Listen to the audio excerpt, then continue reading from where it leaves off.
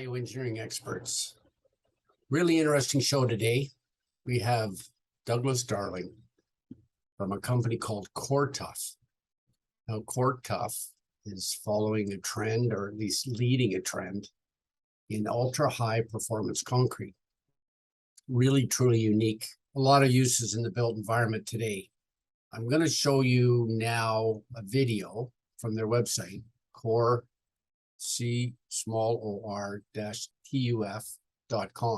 So go to that website. You'll see a number of videos, but I'll play one now.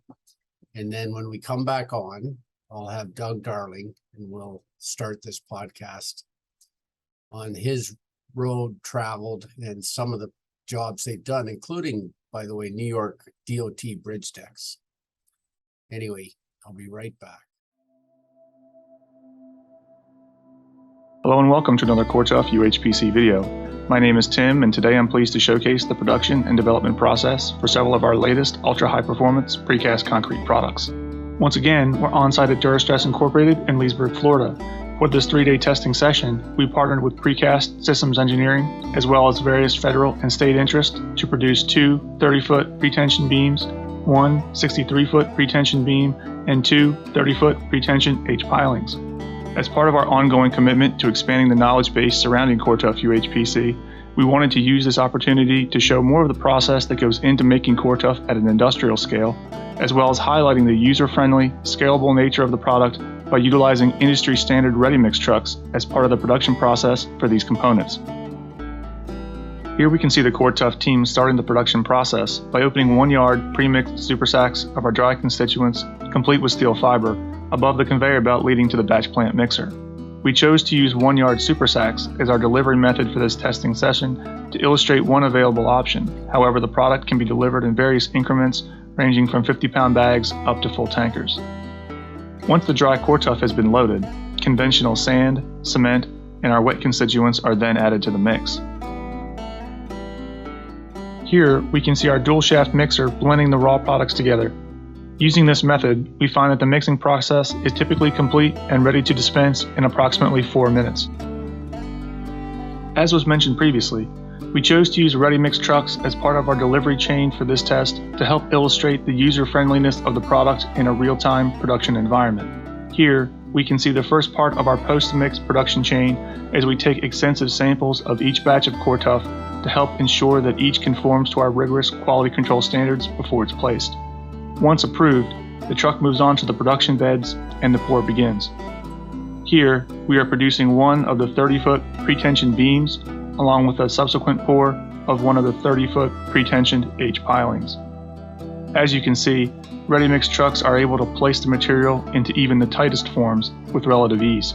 Whether you're producing large-scale precast components or working on a small job site, the ability to place and pour COR-TUF UHPC using readily available industry-standard equipment is invaluable, as it can slot directly into nearly any production line without the need to replace existing equipment. After 24 hours of curing time, samples taken from this testing session tested in excess of 8,000 psi of compressive strength. On day 2 of our testing, we were solely focused on the production of the 63-foot pretension beam for Precast Systems Engineering. As we did during the first day, we again utilized ready-mix trucks as the backbone of our product delivery chain for this component. As can be seen here, we found that even on extended pours like the 63-foot beam, the long working time and highly flowable nature of the COR-TUF UHPC product allowed for the slower dispensing rate of the ready-mix truck to not be an issue, as it stayed even and consistent throughout the entire pour. From start to finish, we were able to pour the entire beam in roughly 20 minutes. After 2 days of testing, we once again tested samples taken from this session. After a full 48 hours of curing time, our samples tested in excess of 13,500 psi of compressive strength. Day 3 of our testing, unlike the previous 2, was all about the extraction of the 2 30-foot H-pilings from their respective forms. Here we can see the pilings being outfitted with strain gauges to monitor any potential movement of the pretension cables within the pilings. As has been the case with all COR-TUF UHPC pretension products to date, the H-piling showed no relevant movement whatsoever of the cables embedded inside them during detensioning. Once completely detensioned, it was now time to remove the pilings from their forms. Starting with the rearmost piling, as can be seen here, A large extraction crane was driven into place and connected to the piling via several eyelets that had been embedded into it while it was being poured. Once connected, the crane was able to extract the piling without any complications, resulting in a nearly perfect product. The frontmost piling, like its predecessor, was extracted from its form using the same process as before. Predictably, the crew was able to remove it without complication, resulting in a very smooth extraction process and nearly identical end product, further proving that COR-TUF is the most consistent and dependable UHPC product available on the market today. Here, we can see both pilings presenting a nearly ideal finish, matching that of their steel forms down to the smallest detail. Additionally, they were both completely free of any major voids, bug holes, or defects of any kind, and require only minor touch-up work along their edges before they're ready to be installed. After 72 hours of curing time, samples taken from this testing session were testing in excess of 16,500 psi, with an expected final 28-day cure value in excess of 30,000 psi of compressive strength. Okay, I think we are going to have Doug Darling on shortly. And just like to talk a little bit about that ultra high performance concrete that Doug produces. So that's showing very high early strengths, very interesting characteristics. You know, the value of that product, which we try to identify value of systems and products and Value Engineering Experts podcast, but the value of that product is very high. It may cost, I believe, $700 or $800 per cubic meter delivered by ready mix truck. It comes in a 1-ton tote, and we're going to cover some of that with Doug now. I'll bring Doug in shortly. Okay, so Doug, we're just going to ask Doug how he got started in it, and now we're recording. This is what we need, right? We need the words out of the wisdom here. Anyway, Doug, go ahead. So we're talking about COR-TUF and how Doug got involved. And Doug and I were just shooting the shit a bit. But go ahead, Doug. At any rate, I was just saying that my wife brought an article in the local newspaper to my attention about a firm in Charlottesville that was working with a new type of concrete. And the article itself was kind of hazy and sketchy, but it piqued my imagination. And so the next day, being a shy and retiring fellow, I got in my car and drove down to Charlottesville. We only live about an hour away from there, and looked them up. It just so happened that their manufacturing shift was over for the day, but the plant manager was there, and he took me on a little tour and showed me some examples of ductile UHPC, ultra high performance concrete. It was generally very interesting, but at one point he took a piece of ductile. It was, maybe 3 to 4 feet long and a couple feet wide and maybe a half-inch thick. And he put it between a couple of cinder blocks so that the majority of the material was suspended above the ground. And he invited me to step in the middle of it. And frankly, I looked at it and I know the way regular concrete works. And he said, "Go ahead, trust me." And I said, "Okay." And I did. And oddly enough, to my thought, the material bent, but supported me without any problem whatsoever. I know, and I knew, that regular concrete doesn't bend. And a piece of concrete that thick would have crumbled under my weight. I'm not a little guy. So this really piqued my curiosity at that point. I said, this is something interesting, to say the very least. Well, to make a long story short, I went back there on another day when the principals of the firm were in residence and offered my services, and they were roundly and soundly rejected. So not giving up things easily, I did some research. I found trace ductile back to the firm in France that had developed it, but they also rejected my entreaties.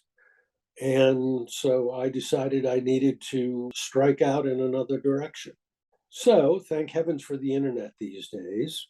I just Googled UHPC, and lo and behold, I found that the Army Corps of Engineers had been working on it for, let's see, at that point, probably 18 years or so. And so I got in touch with the folks who basically they're in charge of taking patents that the Army Corps and other federal agencies develop and taking them to the private sector. So I contacted them, and they in turn contacted the scientists at the Corps of Engineers down in Vicksburg. And we put a meeting together, and as they say, the rest is history. Took a little while, but eventually we negotiated an arrangement where I licensed the original COR-TUF patent from the Corps of Engineers and went on about developing or trying to develop. Can I ask a question, Doug? Certainly. I'm interested in patents because I have a few. Like, how do you get your head around what that's worth? I mean, it's based on volume, I guess. No, you just said. Yeah, I had no real experience with patents. Let me just say that. Certainly not with licensing patents. This was a new game for me. I had my own variety of businesses over the years, in a number of different sectors, but patents and this sort of technology was a new game. Not having a whole hell of a lot else to do and feeling like staying busy is better than being in trouble, I decided I was going to learn what I needed to learn and see what I could do about taking what I felt was an important development in the building industry into the marketplace. After I'd done a little bit of research, it seemed to me that there was a fair amount of disconnect between a lot of work that's done by scientists and folks like that, and who both work for the government and in other institutions, and a lot of the interesting work they do and whether it ever gets into the private sector or not. So I understand that's a subject for another day. But at any rate, after I was able to make a reasonable stab at, after I had licensed the material and went home and ordered component parts, and I was able to put together a reasonable attempt at ultra high performance concrete. At about that time, I initiated, realizing I wasn't going to be able to do this all by myself. I started looking around to see if I could find some reasonably knowledgeable partners who may also be interested in taking this material into the marketplace. And that's how I wound up working with the gentleman that I work with today at COR-TUF UHPC. So there's obviously a few more details to that story. Effort put into partnerships that don't work out is certainly disappointing. It sounds like you're doing well. Like let's talk about the process. So, and can I mention some of the ingredients? Like, you have a blend, right? Yeah. I know you have nanocarbide in there. Excuse me, I didn't quite hear that. No, nanocarbide. Remember, I asked if I could buy it off you. I have a few mixes, by the way. I have lower cost mixes, but I'm into that nanocolloidal silica idea because there was such a phenomenal difference when that that's used, and you know, I take the air entrainment out, and I don't imagine you advocate for air entrainment in your mix. Oh, absolutely not. I've learned a bit about concrete generally, and UHPC and high strength concrete specifically, since over the last 15 or so years now that I've been involved with this. And air has its place, but in concrete, air generally causes weakness. Which means more cement, probably in a normal concrete, right? Yes, exactly. So, I mean, there are situations where they're trying to lighten something up and they'll entrain air into it. I understand that, but they're not increasing the strength by entraining air, and that's clear. It seemed to me that for frost protection, that's what people say. Oh, anything outside exposure needs air. And then they say somewhere for water to go. And I'm sort of thinking, well, it's a porous product at best, what we have today. And they want water to go in there.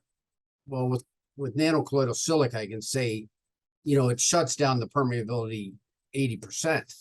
So it really gives a long, long life. Robert Higgins on a recent podcast called it, you know, 1,000-year product. And you've called your product 350 years, but I'm pretty sure you don't know exactly. It could be 2,000 years, Doug, right? Yeah, you're absolutely correct. And no, we know that our material is 99.9% waterproof. I mean, that's tremendous, because colloidal silica will render a normal concrete 80%, as measured by those permeability tests, which is a big advancement for, let's say, a bridge. Now I'm really interested in getting into some of the work you're doing it with the New York DOT. So you're doing overlay work on bridge decks with no rebar, right? Correct. All very nearly, I would say 90 probably percent of the UHPC that's being made today uses very fine steel fibers. Now, in certain circumstances, because iron or steel is for some reason not possible in a situation, then things like fiberglass and basalt and other fibers are used. But in a 1.5 to 2 inch overlay situation, where quite obviously there's a great deal of support. The roadway itself is providing most of the substantive support, and the overlay is providing weather protection as a waterproof material, and as a very, very strong one that is more than capable of being able to support the vehicles that are going to be on the bridge or the roadway. It is a perfect material to be doing surfaces with, among other things, as it rejects water, but because of its great deal of what they refer to as particle packing and nanoparticle structure, instead of slipping on the surface, it actually provides excellent traction. Oh, that's a key question. You must get that a lot. Oh, yes. Oh, yes. And, you know, quite frankly, a lot of people still don't believe it after we tell it to them. And you have to actually demonstrate it. I remember the first time I had an opportunity to walk across some COR-TUF, and it was wet, and I deliberately attempted to slide on it because it appears so smooth. And it's frankly shocking that you don't tend to slide on it because of the suction type aspect between whether it's your shoes or tires or something like that, and the material itself. You know, many millions of tiny particles there provide a surface that's really fascinating, quite frankly. What happens? I know a lot of engineers will be wanting me to ask this question. But when you pour 2 inches on that deck, you've got a certain surface prep, probably chipped it, eh? Like most demo. It's a bridge deck rehab. So then that's washed, maybe? Is it washed, clean, dust? Yeah, that's all that's necessary, is just cleaning it off and providing a clean surface for the Saturated core. surface dry, basically, right? Right, right, to bond to. And so when they chip the rebar on the road base, or whatever it's going to be in contact with, you probably would have. Do you have to treat the exposed rebar on something like that, or can you just cover it? Only if the rebar has rusted or deteriorated over time.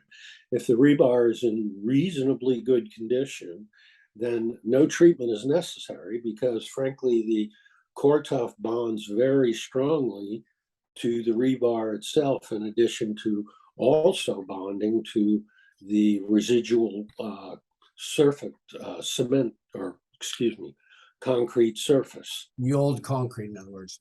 The old concrete, yes. Something that I had started developing was called Rehabilicrete. I own that trademark, and I felt that when I first started out, Doug, just a little sidelight, I obviously have done a lot of stuff before that, but if you look at a silicate, like I had Spray Lock for Canada, and then now I help out with E5. So let's say E5, if it penetrates, it treats the old surface, that might be a viable step for you to recommend, that rather than just saturated surface dry, that they put on something to waterproof the sub base.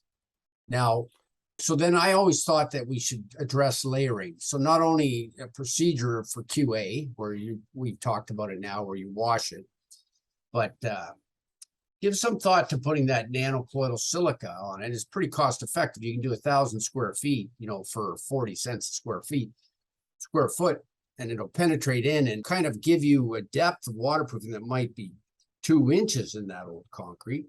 Because, you might have attack from below, but let's say, I think you understand what I'm talking about, but let's say 1 square foot of contact area. I'm going to guess that you're probably dealing with engineers that would pull out test that, right? Would they pull out that?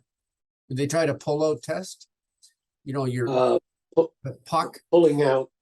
Something to lift like you have a rating per square inch of adhesion, because it's based on the sub-base material, I suppose you would, Yeah, no, in numerous circumstances, we've had occasion to maybe not scientifically test what you're talking about there, but clearly demonstrate the fact that the bond between the old concrete and our material is actually greater than the internal bond within the old concrete. We've had situations, we did a combination beam of precast concrete that was already in existence, and then put 2 precast sections, and then cast a section out of our material, and let the whole thing cure up, et cetera, et cetera.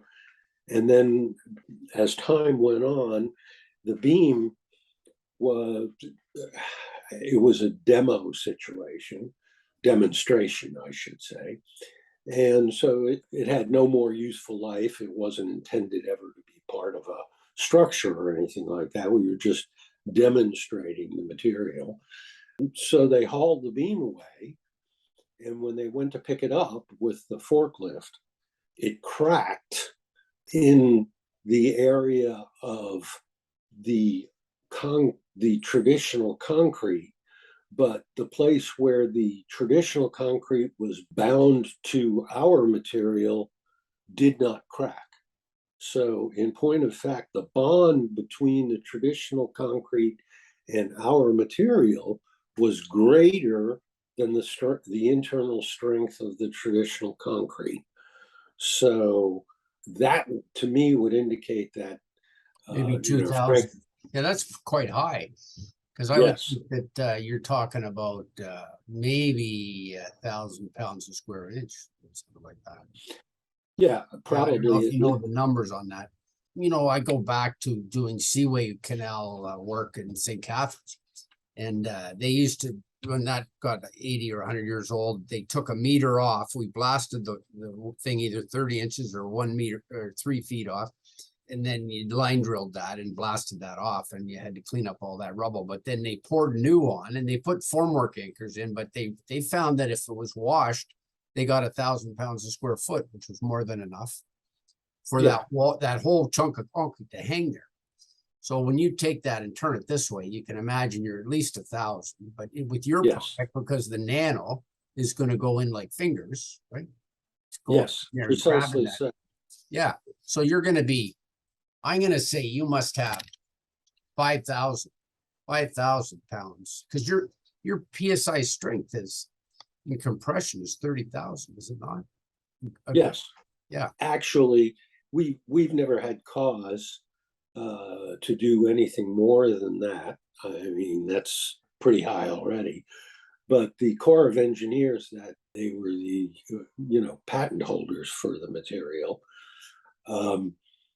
they have used different curing methods and have achieved over 120,000 psi compressive strength with the material. Now, what I got to ask you, you got to tell me Sure. what curing method was that, or was it just a little bit different composition? No, it was. They're a little closed-mouthed about that because there are some government secrets, so to speak, because they're using this material as armor in structures, certainly, but in other situations also. Oh yeah, so like like amphibious vehicles, and because Yes. it's lightweight and whatnot. I get it. We all understand the Army a little bit. We all respect the fact that there'll be lots of secrecy around those questions. Anyway, so I'm interested in the bridge decks and the run of the mill stuff that you make money on. So sure. So that New York DOT, that's going to catch on. I mean, one DOT tells another. Well, as interest may have it, we are also working with Caltrans right now to help them renovate and strengthen. I'm getting a little ahead of myself there. We are working with Caltrans right now for them to test COR-TUF for use in repairing bridges and columns, et cetera, and strengthening them, because they have found, like lots of other people, even though their situation isn't one with salt so much, but just that the traditional concrete deteriorates quicker than any of us would have it. And they're very concerned that if a major quake event were to happen out there, a lot of the older infrastructure that they have, the way it currently exists, would essentially completely come tumbling down. So they have been looking for the last 10 years or so for a material that they could use to reinforce a lot of the bridges and infrastructure that they have out there, so that because according to scientists, it's not a question of if, but when a major earthquake strikes out there, they will have had an opportunity to reinforce the structures, the infrastructure, in order, you're not going to save every bit of it, but it would be much better than the current situation. They've also found that some of the beams that they've been using out there for their bridges are not turning out quite as strong as they were. And we are working with some folks at the State University of Iowa, who are working with Caltrans also to develop a means to repair those beams out there. I know when we were, it's a little bit different, but when we were up in New York recently, they had us repair some beam ends. As you might imagine, the stress on a beam all winds up sitting over the supports where they go down to the ground. And as that being the stressed area, it literally causes the concrete to crumble and disintegrate, and very often all you have left is the rebar sitting there and just a little bit of concrete supporting it. Both they and Connecticut have worked on repairs for the ends of the beams, and Connecticut is now using it to repair the ends of steel beams because they've. So for the sake of our viewers, we're talking about a self-consolidating material, right? Yes. Like a high flow, poured in place. If you can hold the thing from leaking out. Yes. Right. Yes. What they do is they prepare it by renewing the rebar that's still any good there and putting a form around it, and we just pump our material into the form. The form is sealed, and a couple days later they take the form off, and they have found that the bridges, when that repair is completed, are then stronger than they were initially when they were originally built. So anybody who's done civil engineering rehab would know that that's a small quantity, heavily influenced by the former cost and the rebar prep. And it goes to the logic that, let's do a better job on new. Like really, they should be pouring your product in every form to begin with, right? Yes. So, can anybody afford it to do it twice? Now, if they do it with your product the first time, I'm going to guess $1,000 a yard, probably for a product like that? Can you make, now without the former cost? Yeah. Right now, it's actually a little bit more than that. And that, I should say, is the cost has probably been the greatest factor that has inhibited our growth, because engineers and contractors look at the fact that, say, our material is, say, $1,200 a yard, and they look at regular concrete at $170 a yard or something like that. And it's difficult for them to justify it to the folks that they need to justify it to, because it's a difficult sell. Okay, so to interrupt you, Doug, sorry to interrupt you. I understand what you're saying. And you know quite well that if the engineer would specify it, society would be well served. If they said to you, it's a higher volume, do it for 1,100 a yard, but you're going to get, 100 yards minimum, or yes, then all of a sudden, really, if I'm an engineer and I'm looking to put value into that structure long term and avoid rehab cycles, like I believe in coil silicate and rehab. So then I think it's very exciting what you've got, and particularly how well you're doing with some of these places. Like, do you have people that help you sell? Like, do you go through to market through contractors? Not really, right? Frankly, what's been going on is the Federal Highway Administration has been, because at the end of the day, they or the Departments of Transportation are responsible for building and rebuilding and repairing bridges. And just exactly what you said, if they started building or even just doing the repairs on bridges now with this material, then they're not going to have to do it again in any of our lifetimes, and probably a good deal longer than that.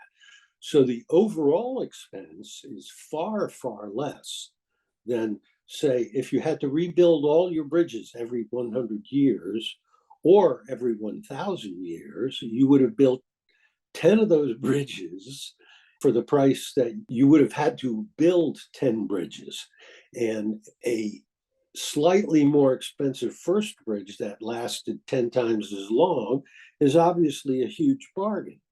So have you been able to do, Doug, sorry to interrupt you again, but do you try to have, like, it's a hell of a job to market that, because how do you put the numbers together? But you probably need to have engineers sold by engineers, I don't know. But then because you're estimators, it's obvious to me that that should be going in every concrete form. Well, Obvious what's to me. going Yeah.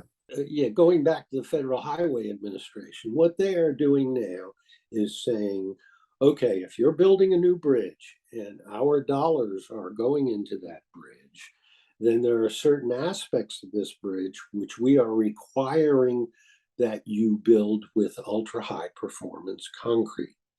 And so we are slowly, well, not so slowly, really, but we are gradually, shall I say, being inserted into the plans for any overhaul or new construction of bridges that are funded by the federal government. So initially, it started with our material being spec'd for a precast rebuild of a bridge, where they are using precast panels to surface the bridge with. They found fairly early on that the panels would not bind together well, and it caused a big problem on the bridges. They were trying to use mortars, they were trying to use epoxies and all kinds of things like that, but they found that ultra high performance concrete, because of its adhesive qualities, and also the fact that because it is concrete, so it's very at home between the panels, that it was stronger and able to hold those panels together without deteriorating due to the traffic and vibration on the bridge. So that was our first toehold into the rebuilding on bridges.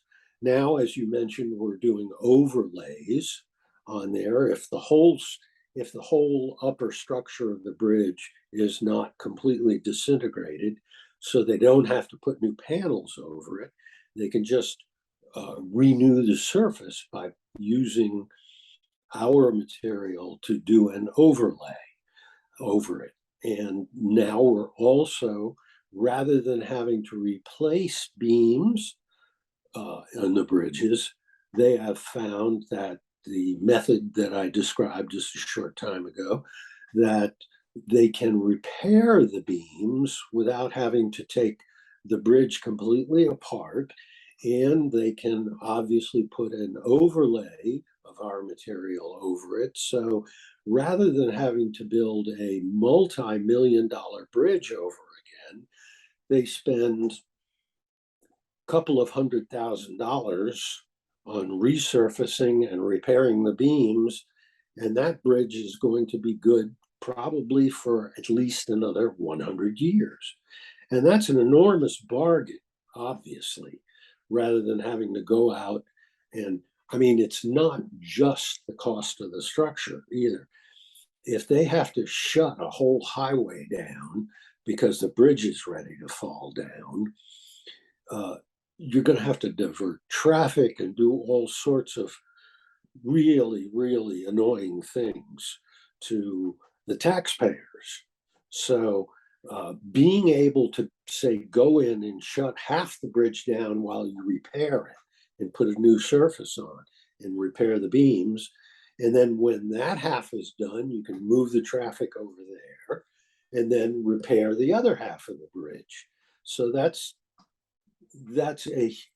you wind up maybe shutting the bridge down for a total of a week or 10 days, and you have, for all intents and purposes, an entirely renewed structure when you're done. That's huge, So frankly. when you look at the characteristics in tension and compression, I assume they're both similar. It makes a lot of sense for engineers to make the beam less deep than a normal precast beam, right? Yes. And accomplish, through simple engineering terms, a lighter structure, and then less volume. I'm sure all these studies are being done, and I'm happy to hear that the highways down there is got some common sense. You know, expression is we have no monopoly on common sense, but up here you wouldn't believe it. Design, right? The over design up here. And the inability to adopt a new product is really difficult in the ministry, what they call the Ministry of Transportation in Ontario, or in some of these other provinces. I don't know what it is that the Americans seem to be evolving faster. But then I guess, there is a lot of rehab down there. So, we're learning. Well, frankly, there have been a few key people down here in the Federal Highway Administration, particularly. I've had a fair amount of opportunity to interact with a gentleman named Ben Graybeal at Federal Highway Administration, and he has been instrumental. He did a lot of research on UHPC back in the early days, late 90s, early 2000s, and he maintains his position at the Federal Highway Administration. And thankfully, he saw the handwriting on the wall. And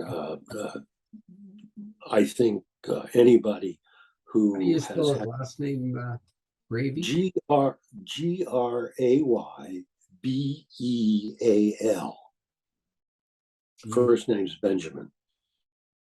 If you Google him, you'll find lots of stuff by him, scientific papers, et cetera, et cetera. Graybeal.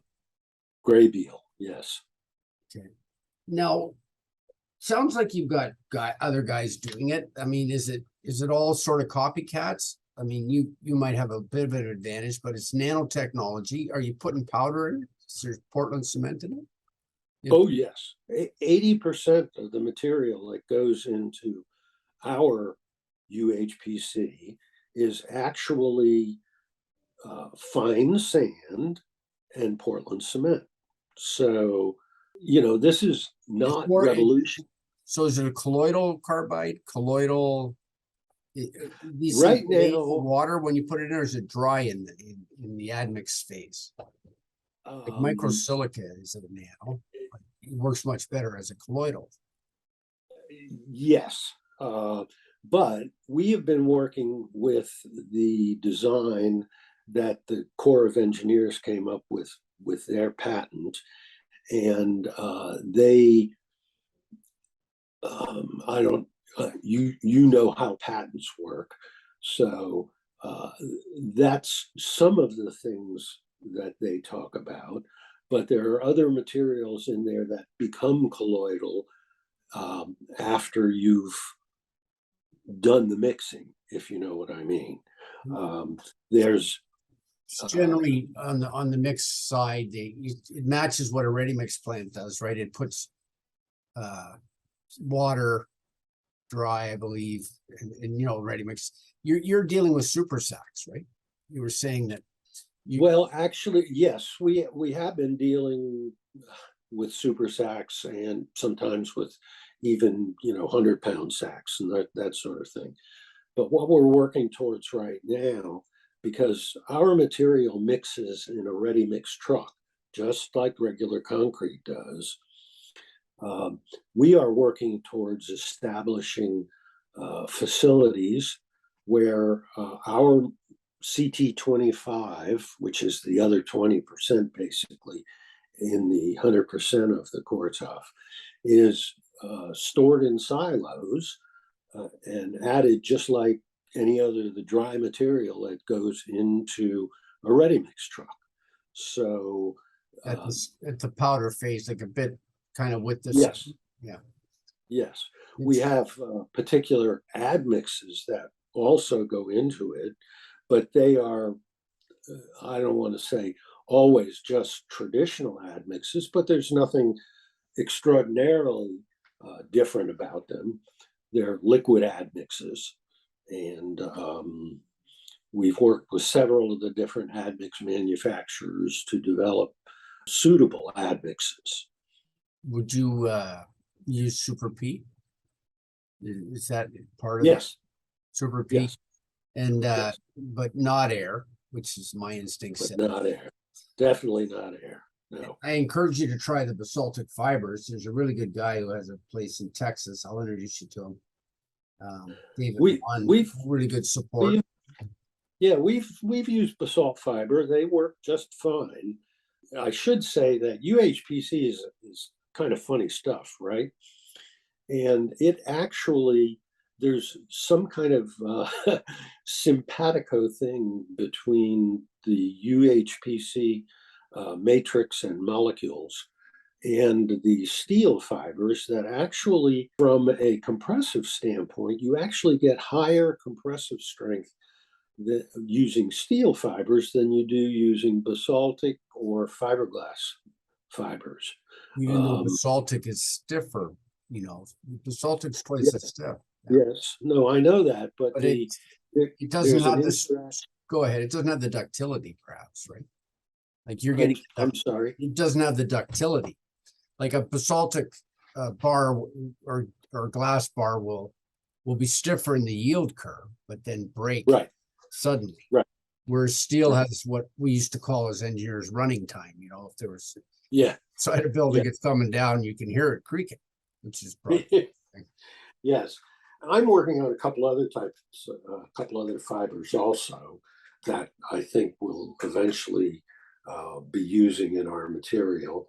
But I will say that one of the most interesting things is that we're right now, it's steel fiber, reuse of steel fiber, so that we're able to take and repurpose steel fibers from other uses. And we found that it is every bit as functional in UHPC. Well, I say every bit, maybe not 100%, but 90% as functional as brand new steel fibers. And we're excited about that because that's going to, with a little bit of luck, we're expecting it to dramatically reduce the cost of the material, because one of the more expensive ingredients in our material is the fiber. So how long a fiber would you be using? I'm going to guess a 1/2 inch. Between a 1/2 and 1.25 inches, depending upon the situation. That's not uncommon to most fibers, yeah. And Yeah. do you use the helix fiber, or you're independent of that? They have a few different types of fibers that are. Yeah, no, we've used a lot of manufacturers' fibers. They all generally tend to work very well in our material. I'm speaking of steel fibers now, and not that the basaltic ones and others won't work perfectly well, but we're still in so early days, so to speak, with this material. So we try to, when we're talking about it, when we're presenting it, and so on and so forth, we like to get our best foot forward. Obviously, you like to produce a 30,000 psi 28-day mix. Yes, which is the standard. Well, we deal with 30 MPa up here, which is 5,000 psi. So for the benefit of Canadian engineers, this is going to be 200 MPa concrete. Yes, which is really, really, really interesting, and it's flowable, and it's flowable, and it's waterproof, and it's water salt resistant. Obviously. Oh, it's salt proof for all intents and purposes. I will relate now one of my favorite little stories. Early on, when I was researching this material, I found an article that had been written by the Corps of Engineers about an experiment that is ongoing on the coast of Maine, which ought to be kind of up your alley there, where they took blocks of, they didn't call it COR-TUF then, it was just ultra high performance concrete. And it was frankly an earlier version. It was ultra high performance, but it wasn't quite as sophisticated as it is today. But at any rate, they took blocks of that material and they took blocks of traditional precast concrete, and fairly large number of them, 25 or 30, and put them in the surf on Treat Island, which is right on the coast of Maine, with the North Atlantic waves pounding in, et cetera, et cetera. and set them so that they lay in the water all the time, 24/7, 365. And they go up there periodically because it's a Federal Reserve area or something of that nature, and cut slices out of the material and test them to see, what's happened. Has it cracked? Has it suffered in any way? And what's the regular concrete done in this period of time? Well, the way I understand it, the last tests that they did were in 2019 or thereabouts. And at that point in time, one of the tests that they run is how far salt has managed to penetrate into the material, into the COR-TUF. And in 1919, after being up there since 1997, it had penetrated less than 5 millimeters into the surface of these 3-foot by 3-foot by 6-foot blocks. And so this is material that's been through somewhere in the neighborhood of 5,000 freeze thaw cycles now, where it's frozen at night and thawed again during the day, and drop below 30 degrees and so on and so forth. And even throughout all of this, the salt molecules have not been able to penetrate further than 5 millimeters into the surface of this material. And to me, that sort of encompasses what you can expect from ultra high performance concrete when it comes to resisting environmental influences. Yeah, And that's as bad as it gets on the ocean for sure. Yeah. In Yes. Maine, as you say, or in a severe application of waves and salt and freeze and thaw. Doug, we're gonna definitely have to do this in a part 2 fashion. I'm thinking that if you could bring a cohort on and we could play some of the videos, like if we could look at some of the Sure. applications, your favorite applications, or where you're getting the most bang for the buck in terms of your business, but also society, right? Because you're starting to develop a vision and a feel for it. And you're clearly a guy who wants to solve problems. Well, yes, I'm old enough so that I've given up the whole idea of being a multimillionaire or anything like that. Careful, sometimes that happens without Well, by surprise. if it does, it is his will, as they say. What about, I got people that sometimes tune in here and do you need investment? Would you like Does anybody not need investment who's a startup? okay, so you're a startup. So I think, if there was a government order, then that would be easy to raise money, right? If the government flipped into, I want to spec it, you'd have everybody at your door. Sure. Yes, and I will say that we've been talking to several important entities within the concrete world. I will say, maybe like a Sika would look. Sika's almost too big they move big giant. well, they're too big, or do you think it'd be Sika? I can't say right now, but that's not a name that is a stranger to me. Yeah. Okay. What has happened, if I could just spend a moment with this? UHPC, folks have known about UHPC for 30 years now or so. But a lot of the problem has been in making it user friendly. Okay. Lots of stuff can be done in a laboratory that makes no sense out on the job. And the thing that I am most proud of is my partners, my cohorts, my fellow workers at COR-TUF have managed to take an important discovery, which UHPC is, and make it practical for use every day in any infrastructure project anywhere.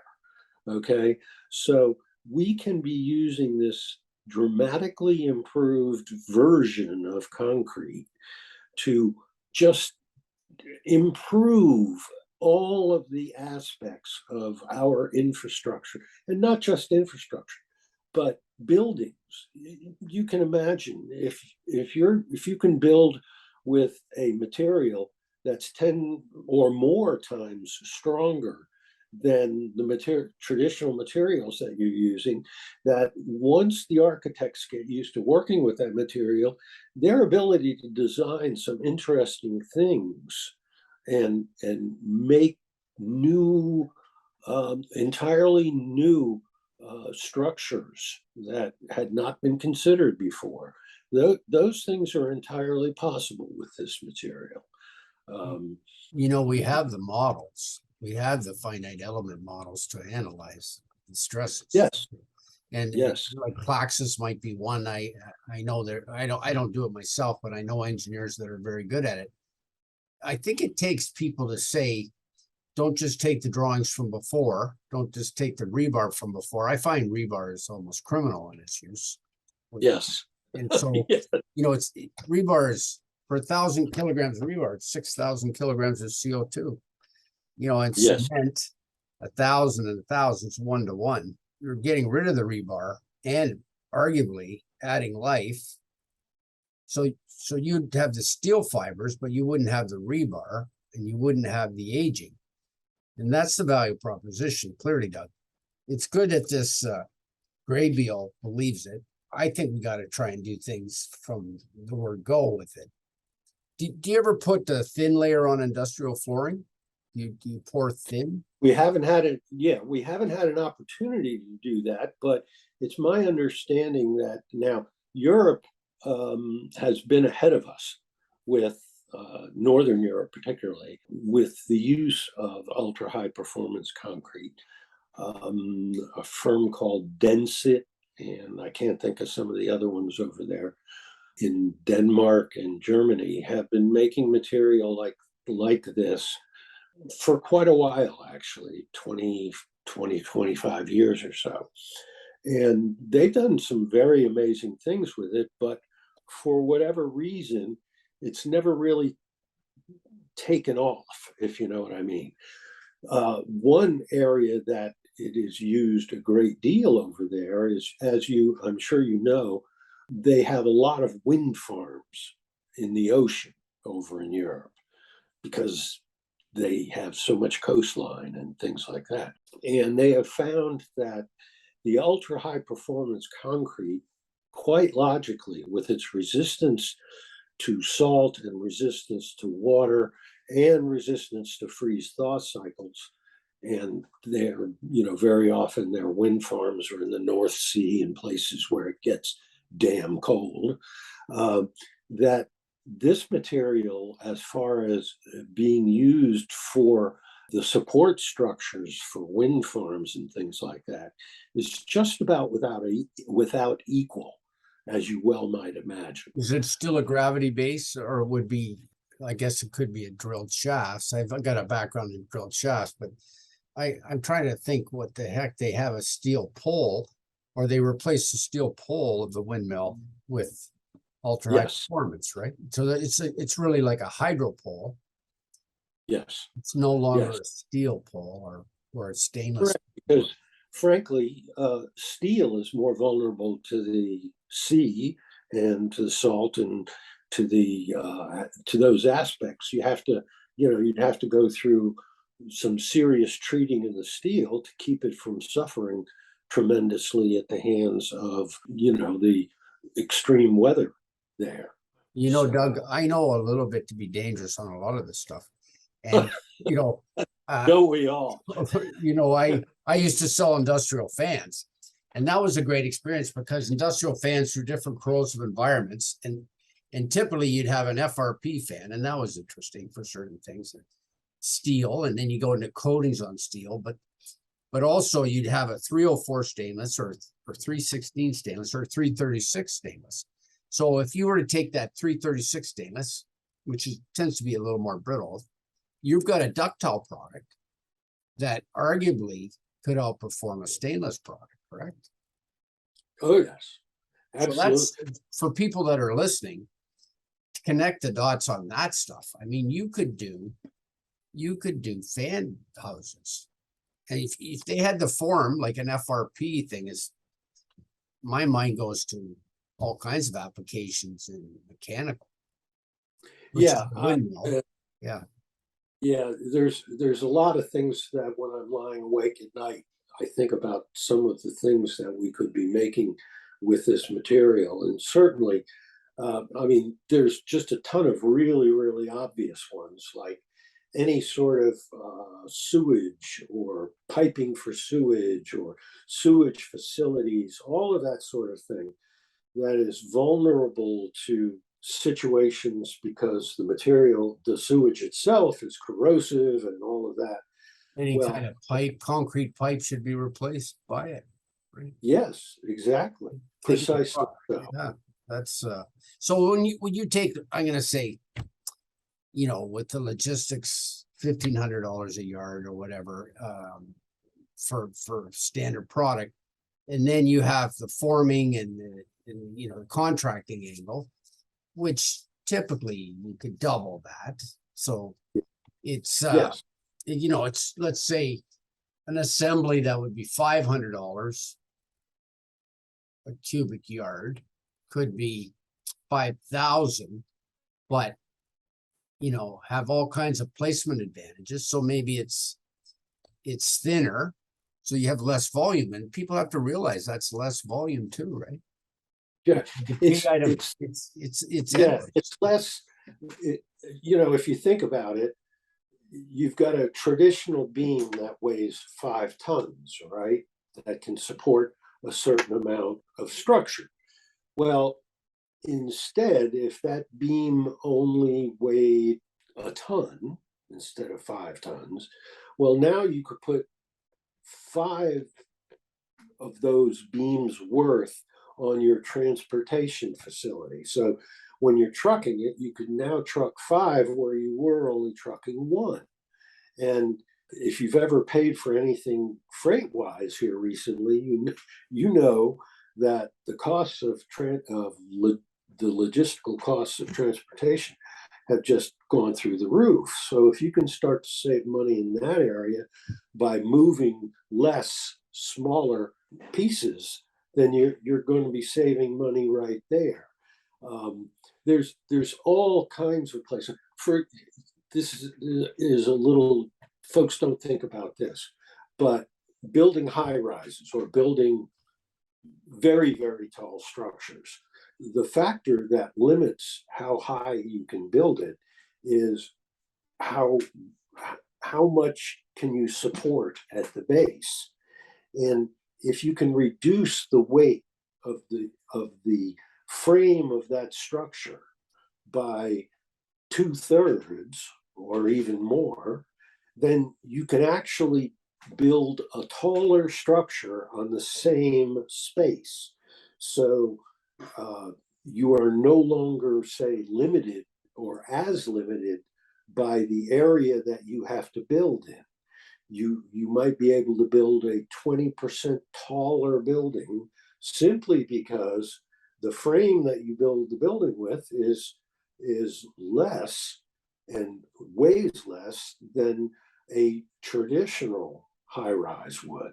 So there's a 1,000 places that this material needs to be factored in so that you can really derive the incredible benefits that it can bring to any structure, uh, from a cost standpoint, from a design standpoint, from the standpoint of it's not, we've been talking to folks about using this as a material for the outside layer because it's so invulnerable to environmental problems. So you don't normally think of that, but if the sheeting that went on the outside of the building could be 1/3 as thick because it was much, much stronger. And you don't have to worry about it deteriorating with atmospheric situations because the material itself is invulnerable to salt, water infiltration, all that sort of thing. So that, if you came along with a high pressure hose once every couple of years, it'll look like a brand new building.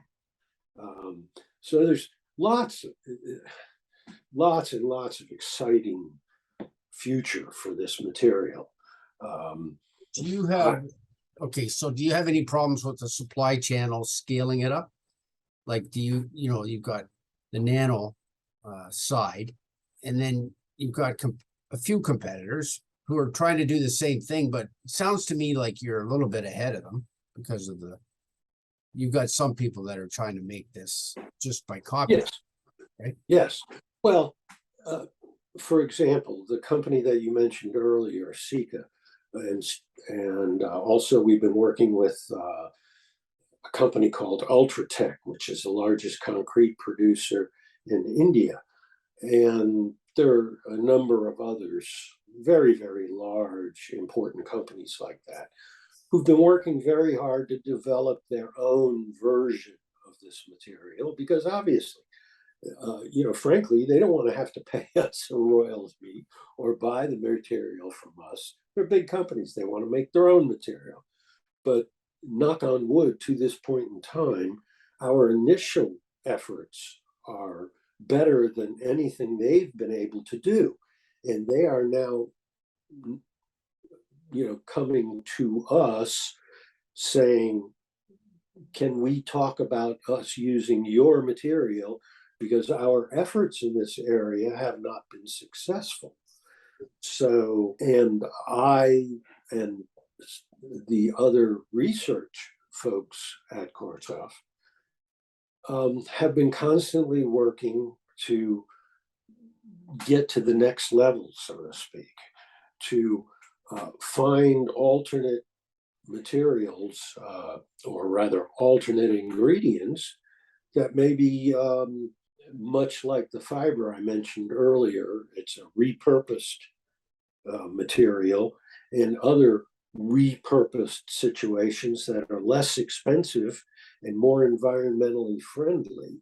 And as we're able to do more of that, we're going to get the costs down on this. And when we can get the cost below about $800 a cubic yard, there is absolutely no reason in God's green earth that this material shouldn't be used maybe everywhere, with the possible exception of sidewalks or curb and gutter or something like that. But almost every place else, it just does not make any sense to use the traditional concrete. It's old, it's done. Yeah, I think the first step should be to something like I have with the nano silica, and I put basaltic fibers, and I'm fairly sure I can get 1,000 years out of that. But that's according to Robert Higgins, who I've wanted to talk to for a while. But I will tell you that nano silica has been on my radar for a good period of time, and it's the only reason that we are not using it on a daily basis today is because it's taken us a while to learn our material before we start messing with it, so to speak. I thought about your application, and I think you don't want to go any more than the standard dose. All you want to do is make that match the Portland at maybe 8 pounds, 100 pounds, or 8 ounces, 100 pounds. It's not very much. Like I don't know if your associate in Canada what's his name again? The fellow that was the Shotcrete guy. I met him. I have his card in the other room, but I'm not that good with names either. Yeah. But we had a great chat. Anyway, I think I gave him a couple of gallons, and I have more. I just have this product from E5 that basically I'm giving away for samples because I don't live in a proper area to sell it too far to the ready mix plants in Toronto. So for anybody listening, come and get 5 gallons. Like it's really cheap, Doug. Like I think it's quite cheap. Yes, no. Of all of the other materials that I've been considering, and I've been considering lots, because you start at ground level and then you start to try to improve, and that's been kind of one of my bailiwicks in this, is because I was first on the ground, so to speak, as far as the material in its present form is concerned, that I've been looking to improve it since the second day. And nanosilica has been right there and is something that I will guarantee you will be part of the program going forward. So these guys in Canada, then I think they're associated with you, and they obviously are buying the super sack, but I don't think they do a lot of volume. I went to an ACI meeting in Toronto recently, and there was a girl there, and she said, well, I might do 5 to 10 yards of high performance concrete a year for architects that need special finishes. She has a little shop, and she's quite pleasant to talk to. I think the people you meet in this space are interesting, and absolutely, anybody who has the values and sees the potential is always interesting. Yeah, I'd love to talk to her, because she's obviously been working with it and has an understanding of the material. And it's important to have an understanding of it, because while 80% of it is the same stuff that you have in your sidewalk out front, that sort of thing, the way all of the ingredients work together to come out with something that is so extraordinarily much better than its ancestors, so to speak, it takes a certain amount of thinking about it. You've got to start to realize that all of the things that you could be doing, the way you could be doing things that you're already doing, but doing them better with this material as opposed to the traditional materials. And just like we've talked about the different fibers. Well, eventually we're going to have a dozen different fibers in there, and because we're going to get an opportunity to do the testing to decide that when you've got this particular usage, the stresses are such on the material that you want a particular type of fiber in there to be maximum tensile or maximum ductile or maximum flexural strength, depending upon the particular usage. So we've got who you align with there, Doug? To interrupt you, do you have a university for that's modeling some of these fiber tests? Do you have to spend your money on the test? Yes, we work with the University of Florida. We also work with University of Nevada, Reno, also Iowa State University, and Arkansas, Connecticut. Now, some of them it's just the occasional. Others we've got ongoing projects with them. So, like the folks from University of Nevada, Reno, they're the ones that we're working with to develop the earthquake resistant columns for Caltrans. And we're working with it's a tripartite, or I guess a quadpartite effort. It's Caltrans, it's COR-TUF, it's the University of Nevada, Reno, and it's a precaster out there in California called Confab. And we're all getting together to create what will hopefully be very, very resistant materials for use out there where, and we're talking about California, but we're really talking about the entire Pacific Basin, because, there's no place around the Pacific Ocean that isn't under almost constant threat from earthquakes, seismic events, and that sort of thing. So this is one of the other areas.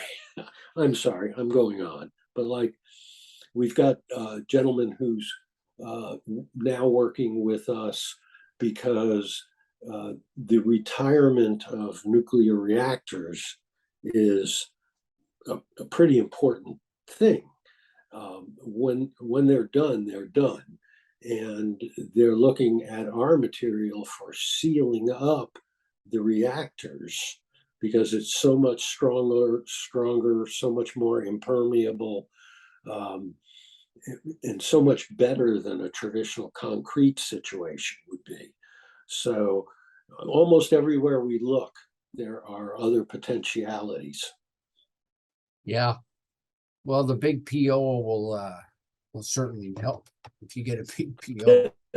You know, like you need the big order. I guess. Yes. It often fuels the growth of small companies when somebody gets involved with a big order. But listen, I'd be happy to sign an NDA and help you, Doug. I don't need to copy it or scale up and do any businesses again. I think we should do a follow-up and try to help our audience.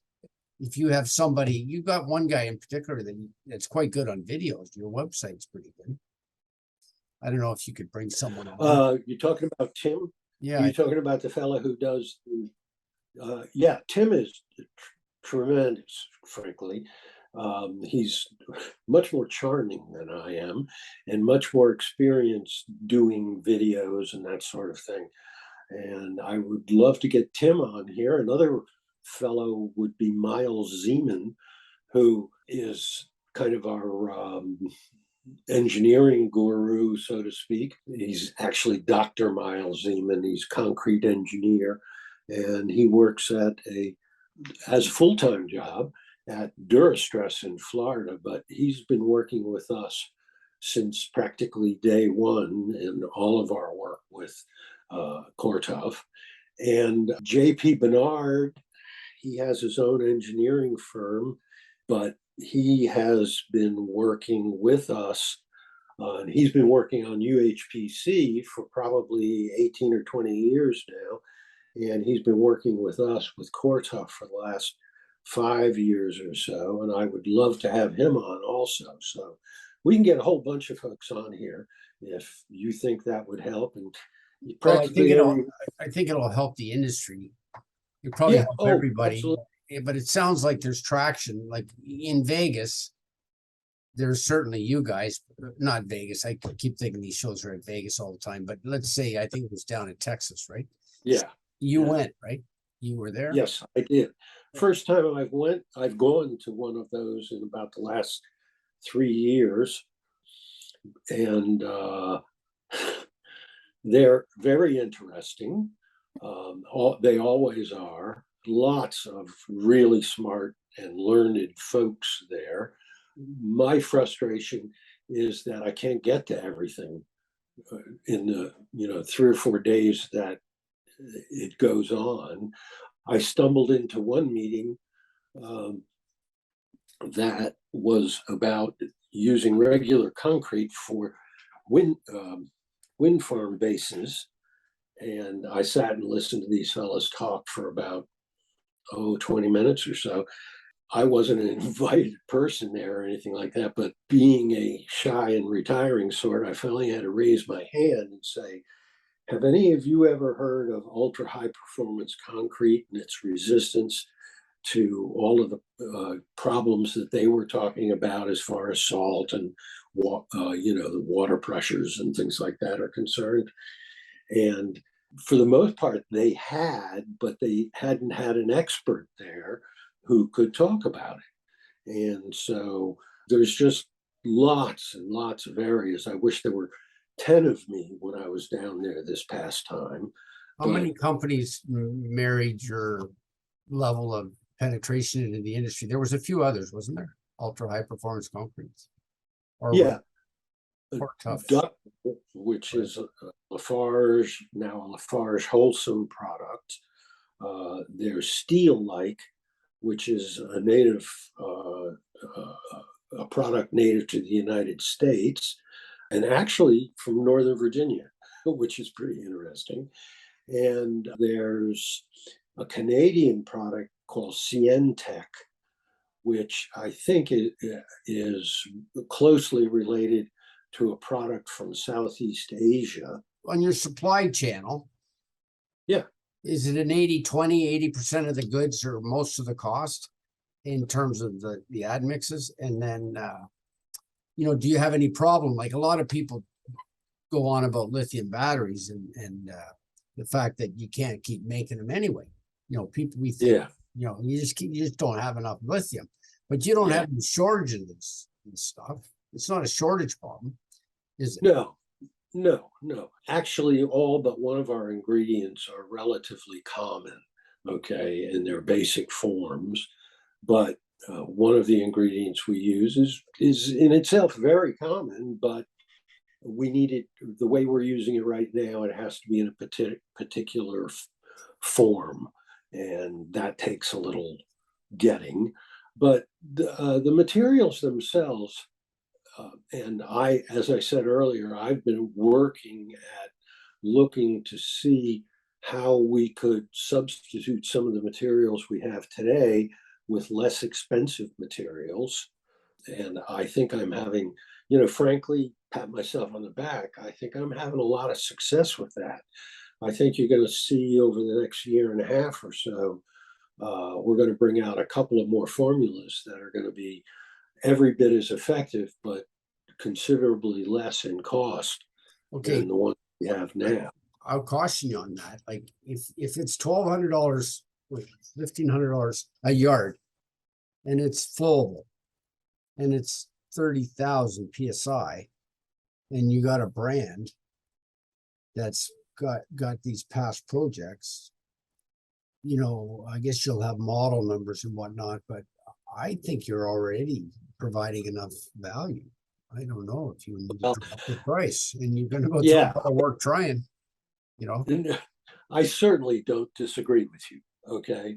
But realistically, if someone's been used to paying $175 a cubic yard for something, just regular folks out there initially find it hard to, even though all of the things we talked about earlier with being able to use, in our overlays, we use 1.5 to 2 inches. With traditional concrete overlay on a bridge or a road, it's 8 to 10 inches. So, I mean, it's obvious in many respects, but when, say, a building owner or developer or folks like that just look at a line item and the cost has dramatically increased, then you're going to have to be able to justify it, do it pretty quickly in order to get them to keep them from just crossing through. That's why I think it's so important to bring the engineers into this. So that I agree. I'll see what I can do to help, Doug. We'll stay in touch. We're probably in total now almost an hour and a half. Amazing how time flies. So because I did a little intro, I showed one of the videos before you got on. I'm going to splice it in there as an intro, and because we can do a part 2, right? Yeah, you and I'll have time to chat about it. And thanks a lot for coming on, Doug. It's been really good talking to you. I really appreciate the invitation. This is frankly a new thing for me. We'll get it around. I think the podcast, I had my own podcast producer and he plays golf, and it was a funny one. It was the last one or the one before. Anyway, he says it's like once that hockey stick is reached, you get a bit of traction. So you start to get a lot of views, Yes. Because I'm getting a bit of a reputation in the concrete industry, I spend a lot of time on LinkedIn. So then that's my goal, is to get that out there for sustainability. And based on what I've heard today, Doug, I'll be telling many people about you. And so the question will be, how do we help you? And that's what life's about, right? Like, how do we help each other? Each other. And that's where I was going to go with that, is this is a cooperative situation in my book. Yeah. Okay, that those of us who understand the material, who understand the necessity for the material, and how it can just improve our overall lives, know that this is something important to carry forward, and hugely appreciate opportunities such as this, because I can't, frankly, I can't possibly afford to get this kind of exposure under, going Actually, out. maybe you should start your own podcast, Doug. Get No, one of your no. guys. Anyway, no, I'll be happy to work with you guys and recommend you frequently. Thanks again, Doug. I'm going to let you go. And thanks again, Martin. And I'll look forward to chatting with you really soon so we can start to get something together. Yeah, it'll be out, like, we don't do it live, but it'll be out in usually a week later. So Okay, I'll send that's it to fine. you. And we didn't swear or anything. It was pretty good. Anyway, At I least tell not people much. you're not allowed to swear. You're not allowed to swear. Oh, I didn't know that. Thank Anyway, God. thank My God. Irish And ancestors- thank God and God bless, Doug. Take care. Eh? Yes.